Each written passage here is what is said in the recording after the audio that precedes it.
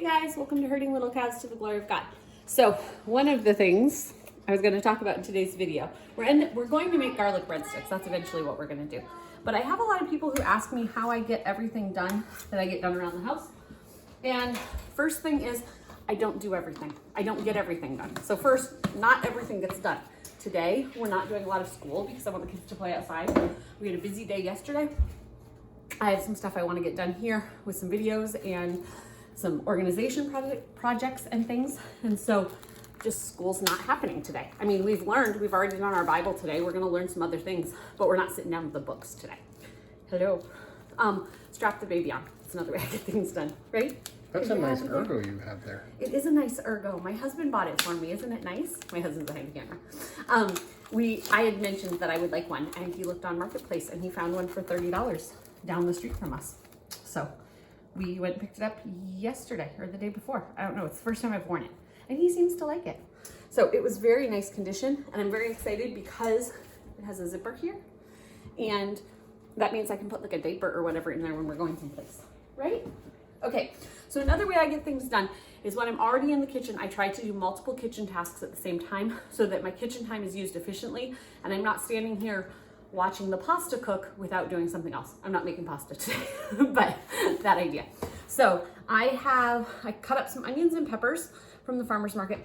Here's some sausage on top, a little bit of coconut oil, and I'm gonna put it in the oven. So you notice I have the baby away from the oven. I'm gonna slide that in there along with the potatoes. All I did to the potatoes was wash them and poke them. You notice I have a pan on, getting hot, because while I'm standing here, I'm going to cook up some ground beef that I bought yesterday. I don't actually need the ground beef for this meal, but if I'm already standing here, because I'm gonna show you guys how to make the the biscuit, breadsticks, whatever I'm showing you, I can also stir this once in a while. So this is just getting thrown in the pan. Ta-da! And I'm gonna wash my hands. Sorry, water noise. Stop it, that's enough. See my lemon balm? Isn't that pretty? I got that at the farmer's market, and it's just going crazy. So, okay, wash my hands because I dealt with raw meat. Now I gotta go back and dry my hands. I'm gonna make my husband walk back and forth a lot here. I'm gonna turn down my stove because it's too hot.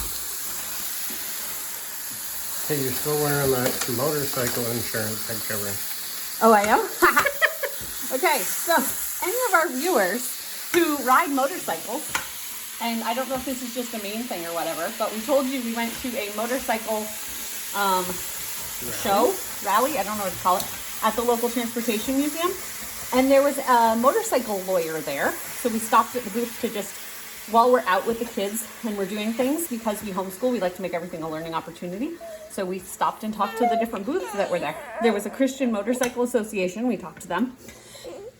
There was a motorcycle safety booth, and we stopped and talked to them for a while. And there was this motorcycle lawyer. I didn't know what a motorcycle lawyer was, but I guess if you're in an accident on a motorcycle, they do their best because they know the laws and stuff to get you what you deserve if you were not at fault in the accident. So anyway, there was a wheel, spin the wheel, get a prize off the table from different sections.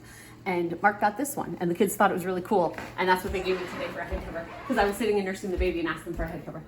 I came over here for something. Oh, I remember. So in here, I think I have a bag. Hold on, I might not. Yes, I do. I have a bag of peppers and onions. I showed you that I had peppers and onions from the farmer's market, but I wasn't thinking when I cut those up. Should have cut up more, but instead, I'm gonna use frozen peppers and onions. What is that hack? Kitchen hack, how to get things done. So when you cook up a big thing of burger, pour a whole thing of this in and let it cook with the burger. And then whether you use the burger in a recipe or you freeze it, it already has pepper and onion flavor already added. We put peppers and onions in our meat most of the time. The kids don't like when they can find peppers and onions, like if we're doing like a spaghetti sauce. I still make them eat them, but they don't like it. If we're doing like a spaghetti sauce or something, but when I cook it in the meat, they don't notice it. So, not that your kid wouldn't notice it, my kid just doesn't notice it. Okay, so we're gonna make a recipe for garlic breadsticks. And this is a real life day. Kids are outside playing, they might come in. I am doing this recipe off the Hillbilly Housewife. I have mentioned her before, which is where we made our bread. And we'll be doing some more recipes with bread soon. But that's where I got this recipe years ago. The things that I am changing in it, the recipe calls originally for parsley. We are not adding parsley. It's not part of our challenge, and it's just for decoration purposes. And the other thing we're not adding, well, we're adding, but we're changing. It calls for a stick of margarine, and I don't cook with margarine. I cook with butter. So we're gonna put butter in here. So the first thing you have to do is get a big bowl. It says your favorite big bowl. I don't know if this is my favorite big bowl. This was my clean big bowl. That's why I have this one, because it was sitting in the drying rack and I had to cook, so I got it out of the drying rack. I don't know if it's my favorite. I just happened to grab it. I know. Are you okay? If he doesn't settle down in a minute, we're gonna go take a break. But anyway, so what you're gonna do is, the first thing I do, it's not the first thing listed there, but the first thing I do is you take your butter out of the thing. This is what the recipe tells you to do. Take the butter out, put it in your pan, and slide your pan into the oven because you want this to melt. So again, if you're holding your baby in the kitchen while you're cooking, you do need to make sure that you are careful, knowing your baby can get burned. So I keep baby far away from the oven, and when I'm mixing, like this isn't so bad because it's not sputtering, but if you were cooking, I don't hold the baby if I'm cooking bacon. And if you're cooking something bubbly, you probably want to take the baby off. Right? Are you getting grumpy? Let's go feed you and we'll come back, okay? Mwah. We'll come back in a minute. Hey guys, so since we were here, I fed this guy and he is now trying to fall asleep in the ergo. He's working on it. So anyway, I will put the this thing up after he goes to sleep. But if I put it up now, he's gonna get grumpy at me. So I sat down and fed him for a little bit. I was chatting with a friend. Actually, if you know Mama Bear Tomeni, her and I are chatting because we're gonna meet up here in a couple weeks at a local fair. Anyway, so I have that cooking. And now we're gonna make the breadsticks. That's what we're gonna do. We came to do a task, didn't we? Not just to chat. But now I need to turn my phone on, and my thumb is wet and it doesn't want to turn on, so I have to do my thing. Okay, so what you're gonna do is in your favorite bowl, measure out your flour and the other ingredients. So I have hubby opening it for me. Okay, so you're gonna measure out 3 cups of flour. Remember, we do this. I'm showing you how I actually make this food for my family. It might not look perfect, it might not look great, and accidents happen. One accident that has already happened is I left the butter in a little too long because I went to feed the baby, and then I was like, oh wait, I had butter in the oven. So it's a little brown. So we are having browned butter breadsticks, which makes it sound fancy, but it just means I burnt the butter. It's okay. If it's really brown, you might not want to do it, but how I did it, the kids are still gonna eat it, so. It's okay. I'm gonna show you my mistakes. I don't do everything right every time. I'm just a person trying to cook for my family, not trying to make things look perfect. So if you came to find someone who makes all their food look perfect, you came to the wrong channel. And we're still here mixing. So we'll mix while we're over here. I had to get a fork for my flour. So anyway, we are just mixing, just cooking the meat. I will drain it before I put it in the freezer or whatever I choose to do with it. Another thing that helps, see sleeper. Another thing that helps with getting stuff done at home is having kind of a game plan of what you're gonna do for meals over the course of time. And so I was trying to think of what am I gonna do with this meat. If you saw, I went to the store yesterday and I bought food. Sorry, we're doing 1 teaspoon of salt. I have a half teaspoon. And I bought food at the store. I don't purchase things. Like, I don't say I want tacos, so let's go to the store and buy stuff for tacos. I say what's on sale this week, or what do I already have in the freezer, and we'll build meals around that. So I bought this hamburger and this sausage that I put in the oven yesterday at the store, and that's what I'm using to make my meals. So tonight, we're going to do a burger soup. I'm probably gonna do another video, but we're gonna do a burger soup and grilled cheese sandwiches. So, now we need a tablespoon, which is 3 teaspoons. A tablespoon is 3 teaspoons. This is a half teaspoon, so I gotta do 6. 1, 2, 3, 4, 5, 6. Again, 1 tablespoon of baking powder. Baking powder and baking soda are different if you're not someone who cooks. Baking soda needs an acid to react. So that might be vinegar, that might be buttermilk, something like that. If you're doing sourdough, you can use baking soda, but baking powder is what you would use in like pancakes and things like that that don't have buttermilk. Okay, I need a teaspoon of garlic. I very rarely measure out. Oh, Oops. but I am going to measure this out. As you see, I've used this teaspoon to stick in my different containers.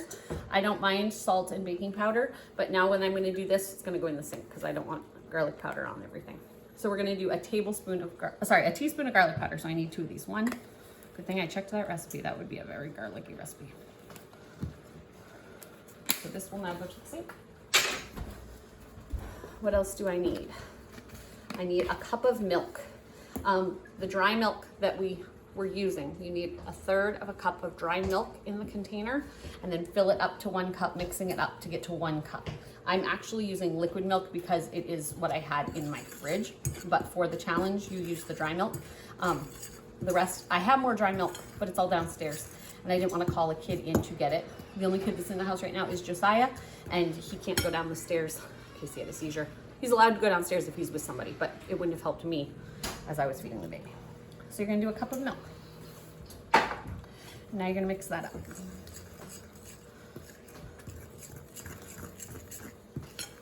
At this point, if you wanted to, you could add a tablespoon of parsley, but I'm not adding the tablespoon of parsley. So once you get it fairly mixed up like this, you're then going to do a quick knead of it, mostly just to get the ingredients incorporated. You don't actually want to spend too much time touching this because this is the same idea as biscuits, and if you mix them too much, they're going to be tough. So you just want to do just a quick get it mixed together. So maybe, I don't know, 10 times of kneading it, not like minutes worth of kneading. So just trying to get most of it incorporated, and if you have a little bit of dry still left at the bottom of the bowl, that's fine. You just want to get as much, kind of form what you can into a dough ball. Then you're going to take a little flour and sprinkle it on your clean counter, and you can use just your hands for this work, or you can use a rolling pin. I'm going to use my hands. So you're going to take out your chunk, and then if you have any other like chunkiness in your bowl, you can put that on top, but the dry parts in here, I'm going to leave the dry parts, if that makes sense. And then what you're going to do is you're going to spread it out. I'm just going to use my hands so you can see that you don't need any fancy ingredients for this. The pan you want to put it in is an approximate 9 by 13. My pan's a little bigger than that, but my other pans were dirty, so that's what we did. I do not keep a lot. You can film me while I talk. Sorry, telling what we're doing. I do not keep a lot of dishes in the house. I keep enough dishes for cooking for a big family, but I don't buy every dish that's available out there because you can keep a lot of stuff in your kitchen. I don't know what that was. You can keep a lot of your stuff in your kitchen and find out you're only using it like once or twice a year. And I do have some of that stuff, like Christmas things. Things we use at Christmas time. We don't celebrate Christmas the traditional way. I'm going to do a video about holidays, but there are certain things we do, like at Thanksgiving and Christmas, we make cranberry salad and we use an old meat grinder to crank up the cranberries and the apples and stuff. And so that piece of kitchen utensils stays down in our dry basement, and we only bring it up at that time of year so that it's not taking up space in the cupboard, if that makes sense. So you're going to pat it out into about a 9 by 13. You want to make sure it's not stuck to the counter. And then you're going to transfer it to your dish of butter. Taking whatever you have. I'm going to show you my dough hook because my dough cutter, because I've used this before. You could use a pizza cutter too, or just a knife. You're going to cut it into breadsticks.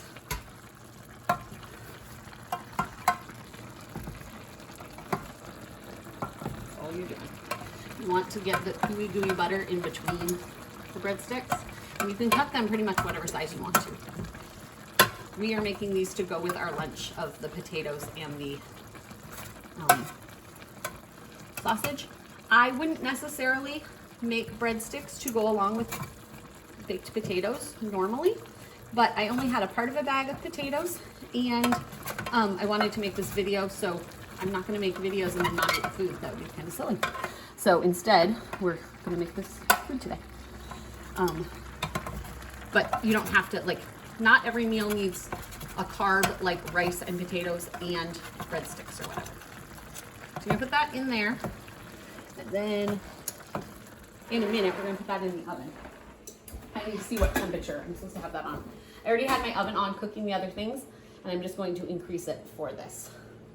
425. I have my oven on 400, so I'm gonna go up a little bit. If you've been here, my oven's off a little bit, so I'm gonna put it just a little bit higher. And as soon as that gets up to temperature, we're going to put these in the oven. I'm actually going to take these while I have them in it, and I'm gonna flip them over so that the butter's on both sides. You'll notice some will have a little more butter than others, but that's okay. And then we will throw them in the oven as soon as it comes up to temp, and I will show you what the finished result looks like. So we'll see you back in a little bit. Okay, so the breadsticks, this is what they looked like when they were done. Did they go for a little more than 20 minutes? Mm-hmm. Just at 20 minutes. Okay, so we put the timer on for 20 minutes. I went outside to do another video, and so this is what they looked like at the end. If you tear them open, they're kind of like a biscuity, between a biscuit and a roll, kind of the difference. How do you guys like them? Mm-hmm. Good. Good. What about flavor than a biscuit? They're good. Yummy, yummy. They're good. Good. So they have garlic in them. They're great on the side of a lot of different things, but especially like if you were making an Italian meal, so like a pasta or lasagna, that type of thing, they'd be really good on the side of that. So we're having these. The rest of the food just came out of the oven, but we did a taste test of these. So these can be made during week 6 of the challenge, and we will see you guys next time on Herding Little Cows to the Glory of God.